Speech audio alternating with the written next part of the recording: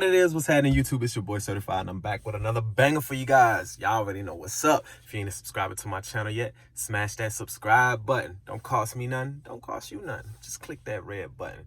So today I'm finally doing an upgrade that is gonna increase the performance, or better yet, the driving characteristics of Nunu.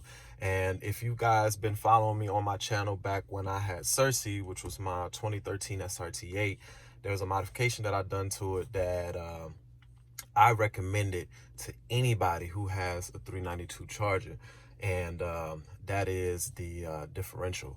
So when I had Srtfied, I ended up doing the upgrading to the Jet Rag 392 gears, and it completely changed the drive characteristics, the performance, and just overall the experience of the car. It provided a lot better acceleration on the low end, and even when you're cruising, just, you know, if you just floor it, or even if you downshift manually, it just provided that much more acceleration. And it was very noticeable. It's not one of those mods that, you know, you throw an intake in your car and you think you gained something, but in reality you really didn't gain much, and it's not that noticeable. No, this was a modification that was an immediate noticeable difference. But the biggest thing is the 2012 to 2014 model Chargers that come with the 392s. This part is not compatible with that year range of Chargers. That year range came with the Jet Rag 392. I'm sorry, it came with the Jet Rag differential, and I upgraded to the Jet Rag 392 gears. This differential, it's an actual Mopar brand. It comes standard on the manual 6-speed Challengers. The manual 6-speed Challengers come with the 390 gears. So this is a direct fit part that fits directly onto the Chargers just fine. You can find it, I'm gonna post a link in the description below of where I got my part from, but I know there are other suppliers who offer the same part. So all you have to do is search the part number, and I'm sure you get plenty of links on where you guys can find it, but I'll post it in the link below where I found mine at. But again, like I said, it is a direct fit for all 2015 and up Chargers. Like I said, it definitely provides better acceleration off the line. So for all you guys that love to go to the drag strip, it's definitely going to help you with your 60-foot acceleration times, and just overall, the overall driving characteristics from just driving around town. You know, it just makes a noticeable improvement. One of the things I want to note is that if you guys are watching this and are thinking about doing this, there is a negative, which isn't a bad negative, but it depends on the type of driving that you do. If you like to do a lot of top speed runs, you know, going above 150, 160 miles per hour, and you consistently like doing that, you may not want to get this differential, just because it does affect your top speed performance. If you stick around to the end of this video, you will see the RPM difference and RPM comparison in comparison to the 309 gear, the factory 309 gears, to after I upgrade to the 390 gears, because you're gonna see roughly a 500 RPM difference as you're cruising, just in general. Obviously on the lower speed side, you don't notice that much of a difference, but around 70 to 80 miles per hour and higher, you start to notice the difference, that your RPMs sit a lot higher. And it does affect gas mileage as well, depending on your driving habits and so far and so on. So there is a negative that comes with this, but depending on the type of driving style and how you want your car to perform, and just overall what you're looking for, this could be a benefit for you. All right, for me, it's a benefit. I don't do a lot of top speed runs. Occasionally, yes, I do, you know, some top speed runs, but I'm not too worried about losing the performance aspect on that end, because I want my car to perform on the low to mid-range side of things. So, but like I said, we're gonna get this thing installed today. I also have a performance development differential brace. I know a lot of people who have Hellcats, it's almost a must for them to upgrade and get a differential brace for their Hellcats because of the amount of torque that those cars put out. On the Scat Packs, it's not necessarily a must. However, it's added insurance to the differential because, especially if you upgrade to the 390 gears, I highly recommend it just because the torque multiplication does change and you end up, you know, I'm not gonna say you're increasing torque because the power doesn't change. You're not changing the power of the car. The car is gonna feel faster, but it's literally the same power. You're just delivering that power to the ground a lot quicker. So with that type of change, you know, you do add a lot more stress to the differential and drive shaft and things of that nature. So I recommend getting a differential brace if you're doing this upgrade just for added insurance. So I'm going to get that added as well. And I got a couple of other maintenance things that I need to do. I have the parts with me as well if I have enough time to get to it. So if I do, you guys will see it in this video. If not, I'll cover it in another video.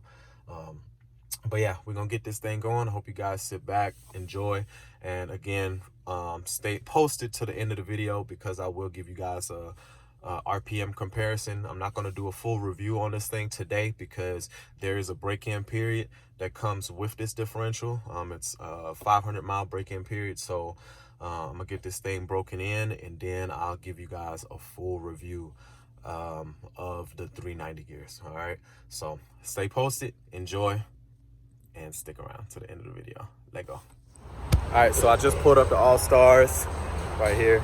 Y'all probably, if y'all been following me on my channel, y'all already know I get a lot of work done here, tires, things of that nature. They are one of the best in the game here in Jacksonville. So I always come up here and get my stuff done. But as y'all can see, Nunu right here is on the lift right now. You see the parts sitting right here. It's a differential right there. I'm gonna show you in a second everything that I got done. Not done, but everything that I'm getting done here in a second. But yeah, we're gonna get this thing going and we're gonna see how this thing turn out. All right, so y'all see factory differential is right here, and this thing's gonna get swapped out and you're gonna have the little differential brace sitting back here. It's real quick. Obviously the differential's in here. The things you will need for this job is the differential, of course, and 2 quarts of this axle lubricant. The thing is, for the 15s and up, you do not need the LSD additive that goes into the differential for the 2012 and 24 through the 2014 charges, because this lubricant already comes with the additive added in it. So you need 2 quarts. All right. The reason why you need 2 quarts is because the differential holds 1.1 quart. So yeah, you have to get 2 of these bottles. And the unfortunate part is each bottle from Mopar is $56. So yeah, you need 2 of them, and you're not even going to use the remaining of them. However, I would recommend you get 3. I did not think about that at the time when I got these bottles, but I recommend to get 3. Reason why is because after your 500-mile break-in period, you're gonna need to change out your rear diff fluid because it's gonna have like shavings and stuff like that from the break-in period of your differential. So get 3 so you have enough for 2 jobs. So I'm gonna have to pick up another bottle after my break-in period. As far as the differential brace, this is it right here from Performance Development. Let me get it out of plastic for you guys. And this is it right here.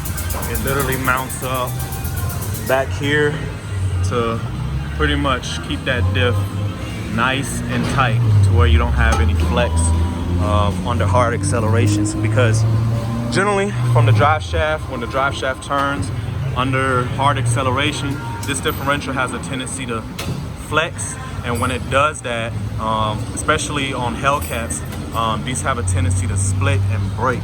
You see this little gap right here?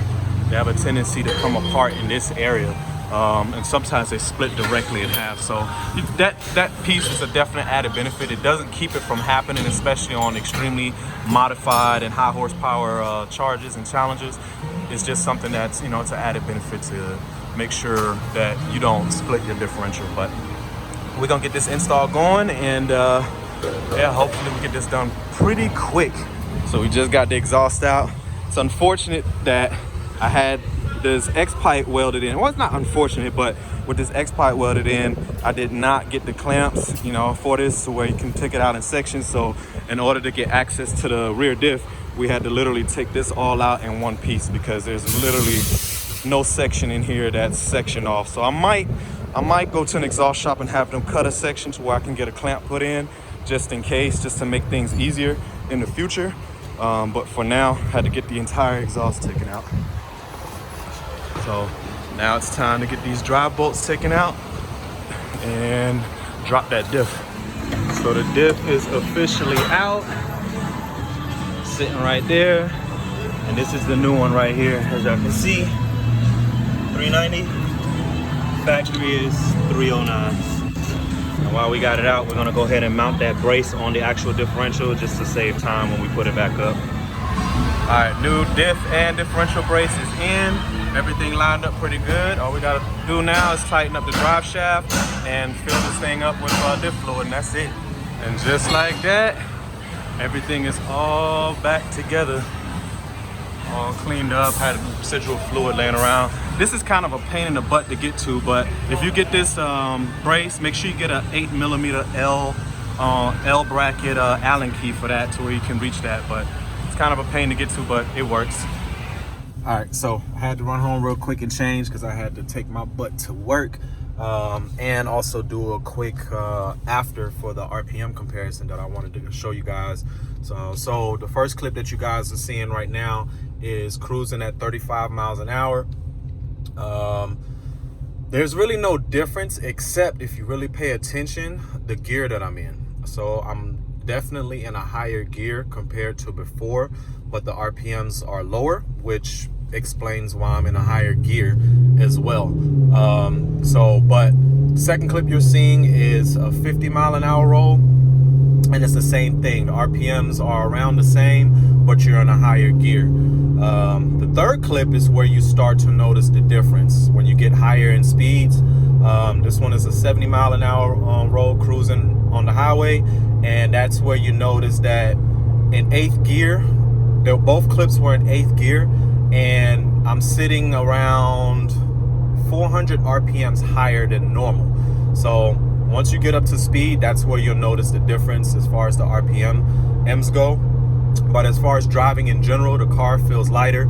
It responds much better. I didn't get on it yet because, like I said, I got to do a 500 mile break-in on this. So as soon as I hit 500 miles on this differential, I'm going to get the fluid changed again, and at that point have a little fun in her and give you guys an actual review of the gears themselves. So stay tuned for that. So today was literally just the install, and wanted to show you guys the difference in the RPMs, which is one of the biggest asked questions when it comes to the gears itself. As far as gas mileage and stuff, I will go over all that stuff when I do my final review of it. So that's gonna wrap it up for today. Like, comment, subscribe. I appreciate all my supporters on this channel. Hit that notification bell if you haven't already done so you don't miss any videos that I drop in the future. Follow me on my Instagram, and hashtag salute and certified drip on all your pictures and videos to show support to the channel. And that's gonna wrap it up for today. So I hope y'all have a good day.